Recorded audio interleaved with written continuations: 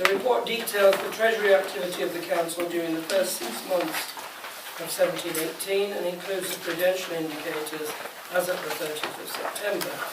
Section 4 gives an update on the economic position, which includes the latest interest rates following the recent increase in the bank rate to 0.5% earlier this month.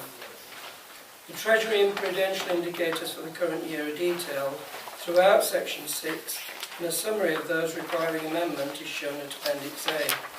Section 7 details our investment portfolio performance for the first 6 months. Investment performance is ahead of the benchmark, and forecast investment income for the year is currently in line with budget. Section 9 summarises our borrowing position and shows our debt holdings and the maturity profile of that debt. And the Cabinet are now asked to recommend that the report, including the updated Treasury and prudential indicators, be endorsed for submitting to full Council in December, where it legally has to go to full Council again. So the first speaker is Councillor Kondaka.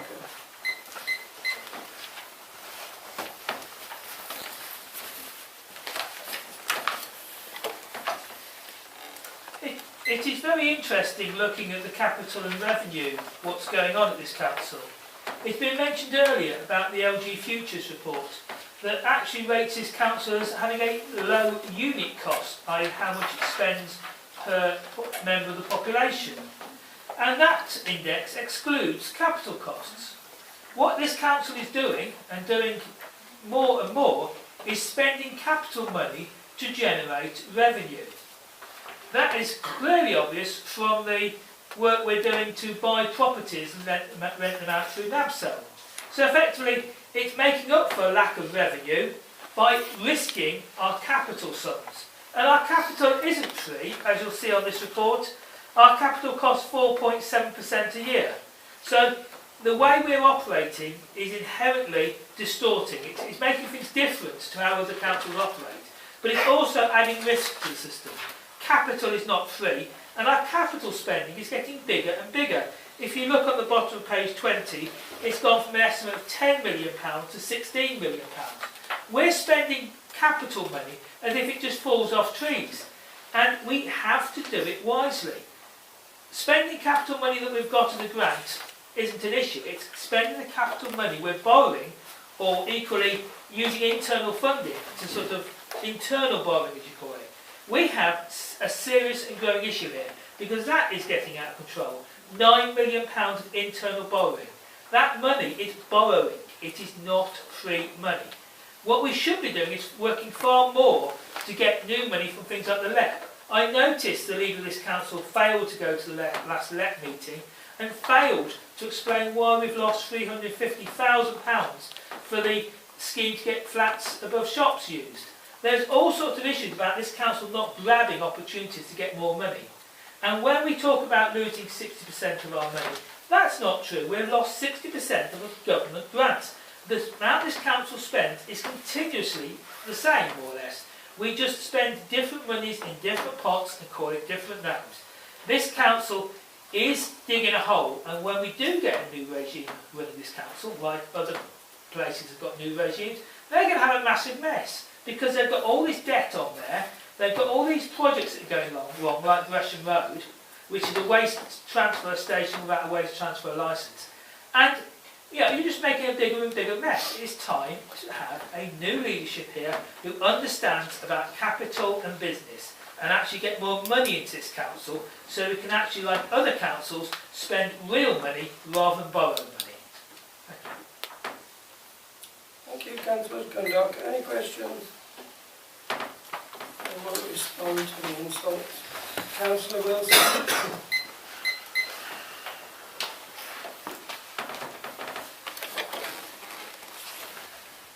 Thank you, Chair.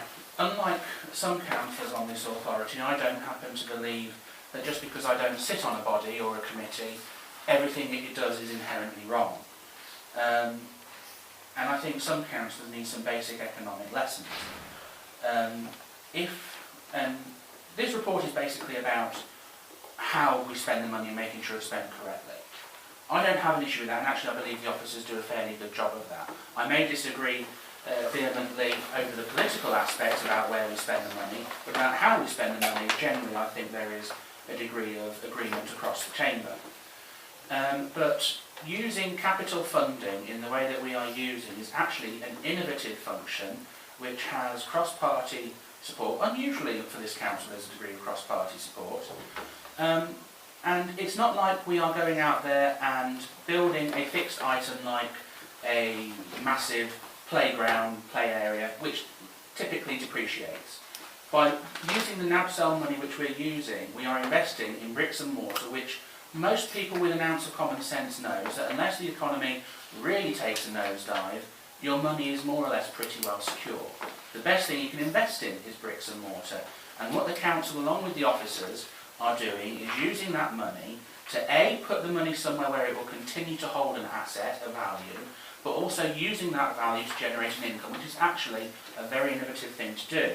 So what I was going to speak on is on 7.6 on page 25, where we have a schedule of amounts held in various different accounts. And I'm actually asking the Cabinet to go further, if it is possible. Because if you look at the interest rate on these, 0.5, 0.3%, actually what we get through NABSEL, we average, and Simone will correct me if I'm wrong, but we're averaging around about a 5 to 7% yield per year on the properties that we are using through NABSEL. That is a far better investment return, bang for our buck, by using that money through NABSEL than we are getting leaving it sat in a bank account that fluctuates minutely with the interest rate variance.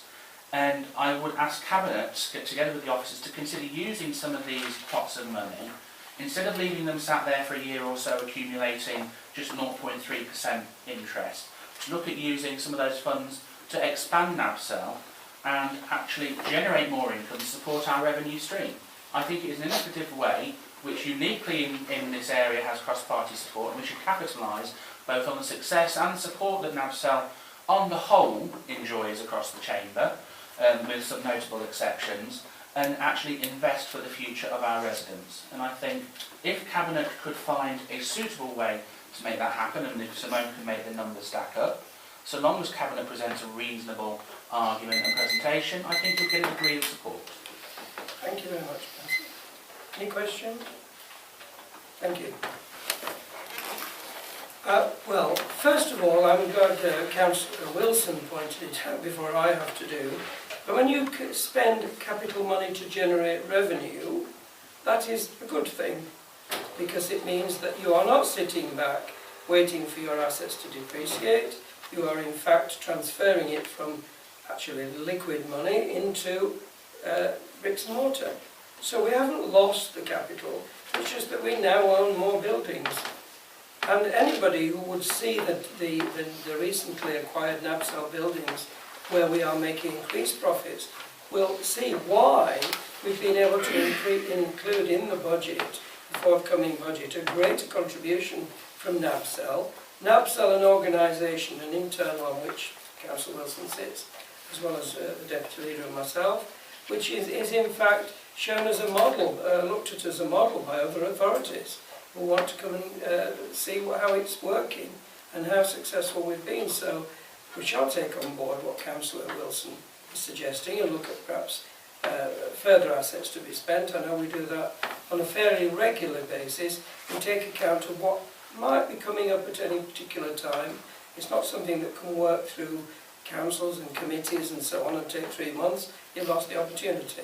So we have our officers of a certain amount of discretion in consultation to be able to get on with that.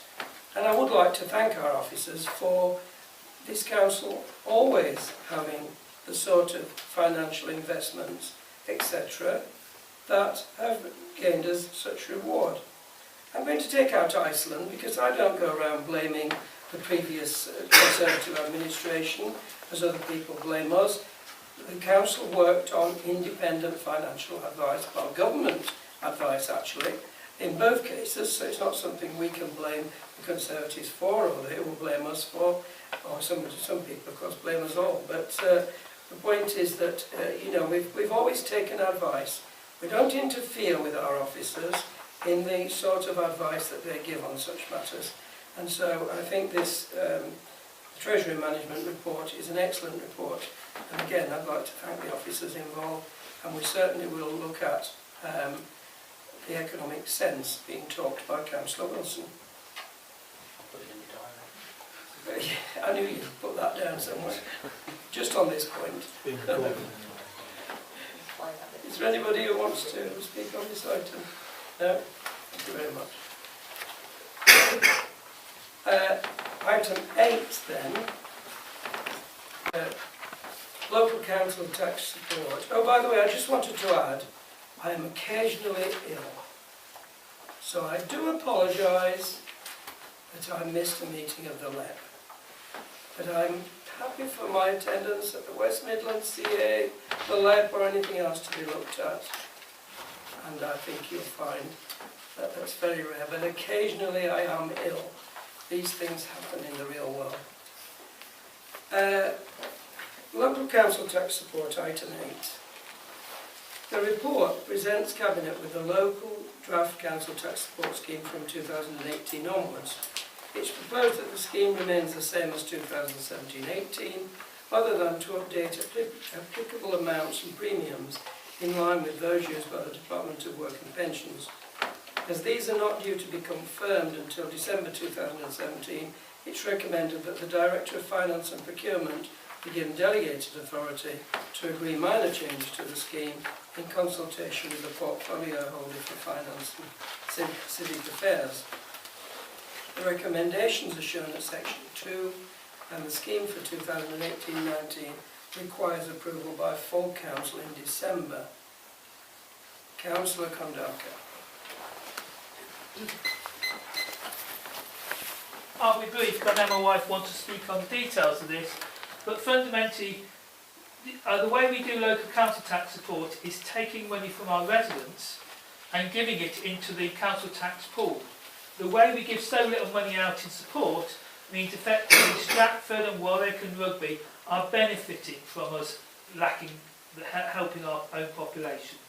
We fundamentally need better financial literacy at this council to understand what's happening to the poorest few people. We've got a few hundred people who get this help. We have a 20% minimum payment, which really needs to be reduced to 15 or ideally 0. But we really need to look at this properly, because this is a tax on the poor. This minimum local council tax support for working age people is a tax on the poor. And we have in this borough a higher tax on the poor than some of our other councils around. Thank you, Chair. Thank you. Any questions? Yeah. Councillor, sorry.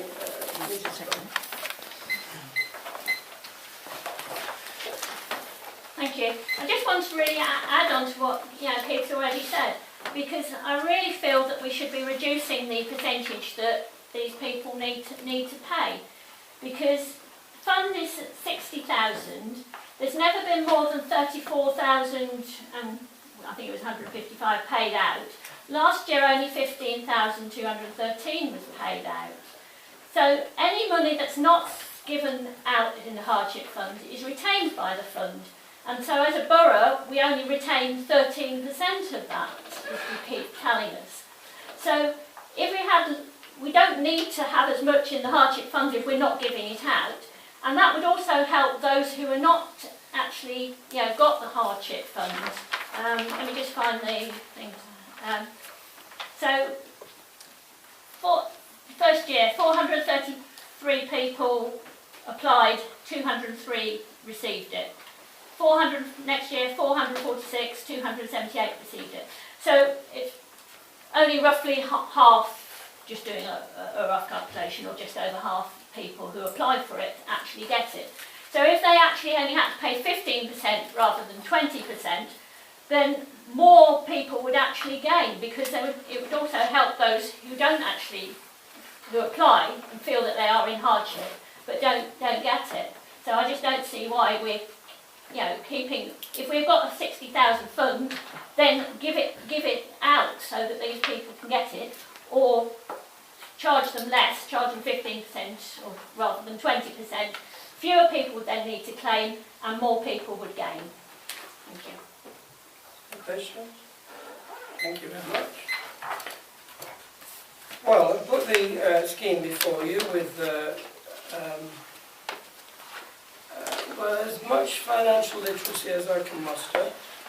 I don't believe in the politics of shouting insults at people and therefore trying to get a point across.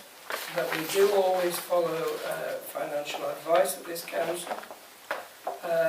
We have looked at schemes put forward by officers, and we feel that this is a scheme very, very fair. And we have always tried to make sure that we have used as much of the money as possible. Bearing in mind we're operating under an unfair burden, but we do try to do this very fairly. So that, Quick point, if I may, Chair. Section 4.4 of the report is referred to the hardship fund.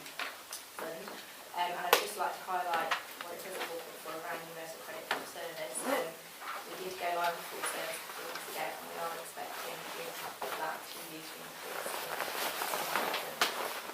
so in terms of this scheme for next year, we are proposing to keep that level because we are expecting an increase in applications for all that to be impacted on the credit on the customer customers.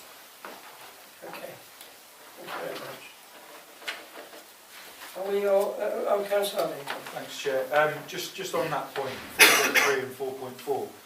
4.3, if we look at the last year, this year, 17-18, doing a rough guess, I didn't get my calculator out, but it's about 75% of those that have applied have already been awarded. Some may say that that's a good thing. Personally, I think it's completely abhorrent, because what it does mean is that those most vulnerable in our society, including working people as well, not just those that are out of work, let's not forget that, because it isn't the people that are out of work that claim benefits and that have financial hardship, have to apply for this. So I think that's a terrible indictment in 2017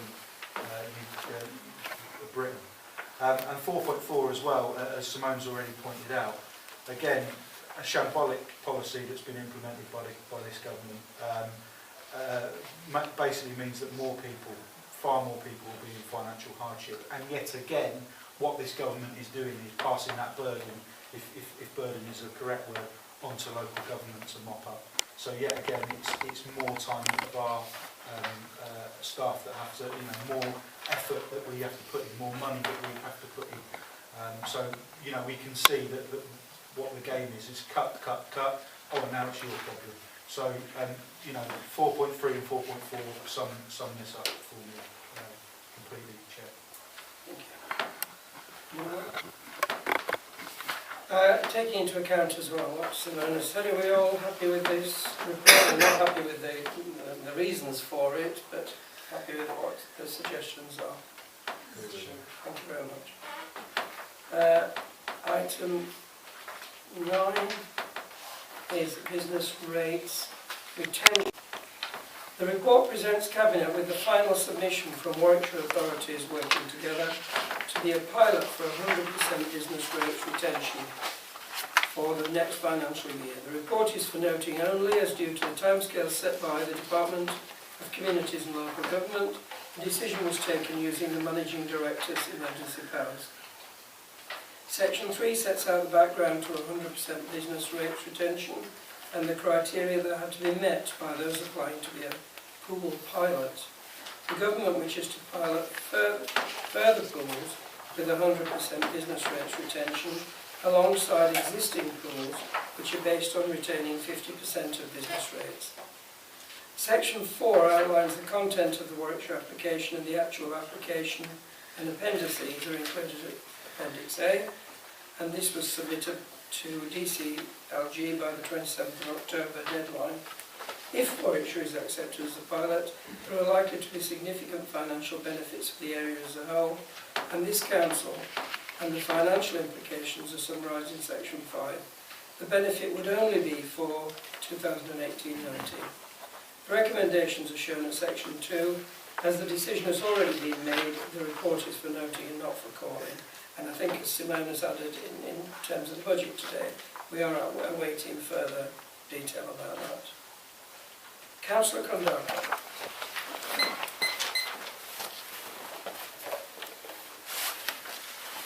100% business rate retention could be considerably good for us.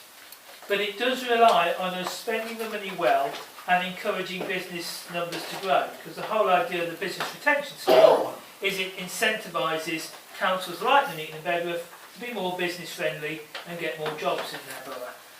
At the moment, there's lots of things that are interesting in this document, and there's lots of risks. And we also need to change our mindset. We see what's happened with, say, the Leeks shop, which is closing just north of Coventry. That's technically just in Nuneaton and Bedworth. And because we haven't supported it and helped it out, yeah, if we had supported it, it may not have survived anyway. But the point is, it's cases like that where having business rate retention and having the will to try and save businesses and try and get new businesses in, it really is important. And it should change the mindset of this council to be far more pro-business, and pro-business in a way that businesses actually make a contribution to the borough. It's interesting looking through this document as well, particularly the possible projects. You know, we talk about transforming the Nuneaton town centre, which could be a good project, or could result in us simply demolishing a whole load of businesses to make way for a future which never happens. So it is a risk and it is an opportunity. But more interestingly is looking further back in the document on page 69 at what's currently going on in Warwickshire, where there isn't any Nuneaton and Bedworth projects on this list. We should already be working on business incubators. These have been very successful, and our Elliott Centre, which we did many years ago in the borough, is apparently full. We should be looking at creating small and medium-sized businesses in this borough. Because this is a small borough, it will not have space for large numbers of mass automated warehouses. This is a borough that needs to have niche industries and loads of small businesses in incubators. And looking at this stuff in here, yeah, they're talking about different things in different towns. And the one thing we need is jobs. We have 78,000 people of working age. We probably have 28,000 full-time jobs and about 15,000 part-time jobs. We do not need more people. We do not need more housing. We need more jobs. Looking at all the demographics for this borough, it is lacking well-paid jobs. We talk about multiples of earnings to house prices. The house prices in this borough are some of the lowest in the Midlands. The problem is the earnings are very low, and that is why people are unable to take houses that are actually on the market, and why builders are unable to build out developments that are ongoing. We really need, if we do get this money, to target it towards creating real local jobs and real local firms that will grow, not just wasting it on demolishing things for vanity projects. We know how bad the Abbey Street and Vickery Street projects have gone over the last decade. Thank you, Councillor Condoleezza. Any questions? Councillor Wilson.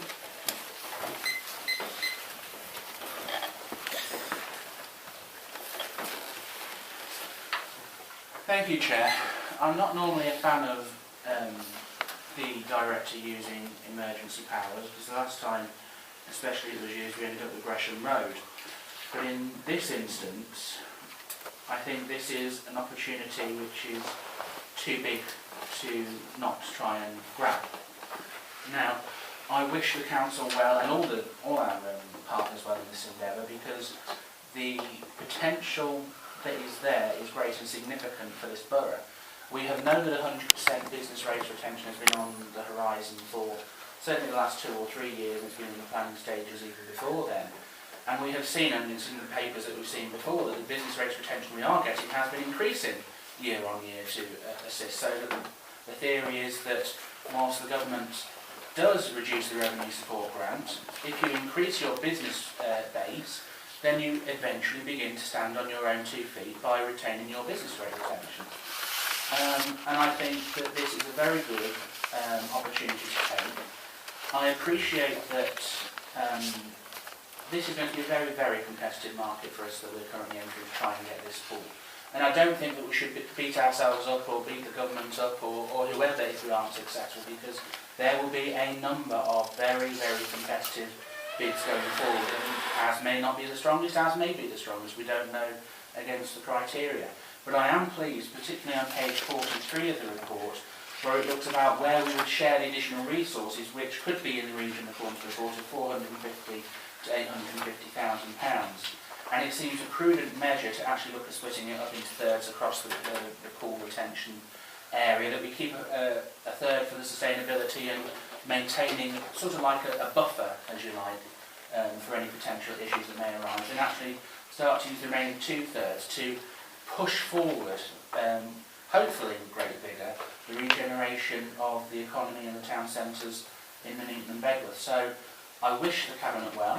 I'm sorry it's not had any input from anyone else, but I understand the reasons why in this case. But I hope that going forward we could actually be an innovator and use our experiences to help generate the national situation, the national scene, but also use the good work that we've done here and with our colleagues should the when the business rate retention finally comes down the line. I think we're in a good position to actually put it to some good use. Thank you. Any questions? Thank you very much. Well, looking at the report, I have to say, although it is within the Managing Director's remit to take this action, I was consulted about this matter quite fully. We are, of course, in a business rates pool at the moment, which is with Warwickshire and Coventry. The West Midlands Combined Authority are one of the pilots that is going ahead, and in fact the non-metropolitans, such as ourselves, who wanted to be in that, were supported by the other metropolitan councils. So we were supported by the cities. At that particular time that was rejected by the government, but we were supported by the West Midlands Mayor in that, and we were supported, I think, unanimously by the actual board.